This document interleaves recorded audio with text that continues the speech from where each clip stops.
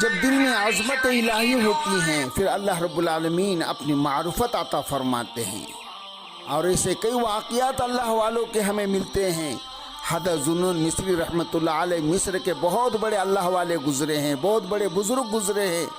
ان کو جو ولایت ملی ان کا ایک عجیب واقعہ ہے کہ ایک مرتبہ اپنے دوستوں کے ساتھ کئی جنگل کے اندر جا رہے تھے، تو جاتے ہوئے جب تھکان محسوس ہوئی تو ایک پتھر کے بازو میں بیٹھ گئے۔ تو کسی دوست نے اس پتھر کو ہٹایا، تو جیسے ہی ہٹایا تو محسوس ہوا کہ اس کے نیچے کوئی چیز ہے۔ انہوں نے اپنے دوستوں کو آواز دی کہ لگتا ہے کہ یہاں پر کوئی چیز ہے۔ جب ان کے دوستوں نے جب اس جگہ کو کھودا تو اس میں سے خزانہ نکلا، سونا، چاندی، جواہرات، بڑی قیمتی چیزیں نکلی، لیکن اس کے اندر ایک بڑا خوبصورت اللہ کا نام بھی لکھا ہوا تھا۔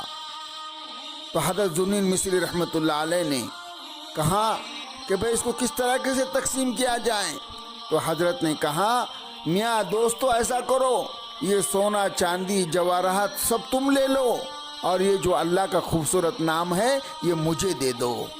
دل کے اندر اللہ کے خوبصورت نام کو دیکھ کر محبت کا ایک سیلاب امڑ پڑا، تو چنانچہ انہوں نے اللہ کے خوبصورت نام کو پسند کر لیا۔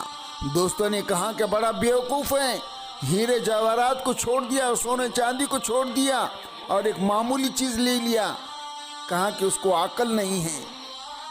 تو خواب میں کسی بزرگ کی زیارت ہوئی اور اس بزرگ نے کہا اے ذوالنون مصری، تم نے مال اور چاندی کو، ہیرے جواہرات کو اللہ کے نام پہ قربان کر دیا اور اللہ کے نام کو پسند کر لیا، لہٰذا اللہ نے تمہیں بھی اپنی ذات کے لیے پسند کر لیا۔ سبحان اللہ۔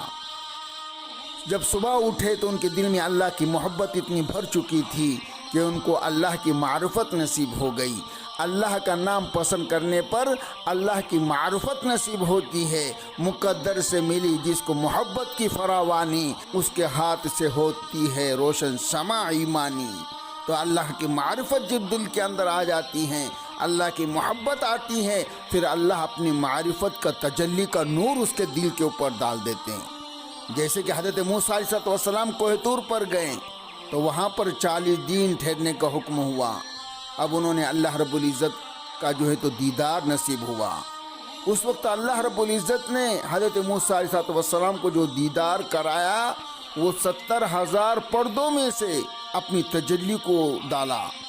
تو حضرت موسیٰ علیہ السلام اللہ رب العزت کی 70,000 پردوں میں سے اللہ کی تجلی کے نور کو برداشت نہیں کر پائے، بے ہوش ہو کے گر گئے۔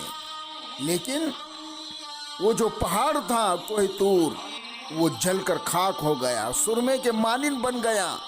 حضرت موسیٰ علیہ السلام تو بے ہوش ہو کر گر پڑے، ان کو نہ آگ لگی نہ موت آئی، کیونکہ استعداد کا فرق تھا۔ آپ کے قلب کے اندر اللہ رب العزت کی محبت کی وہ تجلیات تھی، تو جس کی وجہ سے اس کی طاقت کو قبول کرنے کی استعداد حضرت موسیٰ علیہ السلام کے دل میں تھی، اور اس پہاڑ کے اندر استعداد کی طاقت نہیں تھی، اس لیے وہ جل گیا۔ حضرت موسیٰ علیہ السلام پر فقط غشی کی کیفیت ہوئی، اس لیے تفسیر در منصور میں لکھا ہے لما کلم موسیٰ ربہ عز وجل مکث 40 یوما لا یراہ احد الا مات من نور اللہ۔ جب موسیٰ علیہ السلام نے اپنے رب سے کلام کیا تو 40 دن تک ٹھہرے رہے۔